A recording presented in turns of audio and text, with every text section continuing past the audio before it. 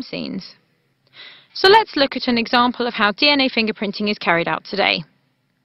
The DNA from a sample such as a mouth swab, blood sample or a swab from a crime scene is extracted and purified. In order to isolate the short tandem repeats, a procedure called PCR, or the polymerase chain reaction, is carried out on the DNA. PCR copies or amplifies specific target DNA sequences. In this case, the STRs are targeted, increasing their relative numbers in the sample. The different length STRs copied by the PCR reaction are then separated out using a process called electrophoresis.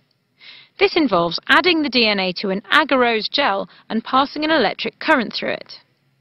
Because DNA is negatively charged, it'll move through the gel towards the positive electrode. The larger, longer STR repeats, which are made up of longer strings of DNA letters, are heavier, so they move more slowly through the gel than shorter, lighter repeats. And so by running the electric current for a certain period of time, the different sized pieces of DNA will spread out through the gel. They can then be revealed using a dye to label them up, producing a line called a band on the gel. The pattern of these bands showing the presence of different size repeats is the genetic fingerprint of a person.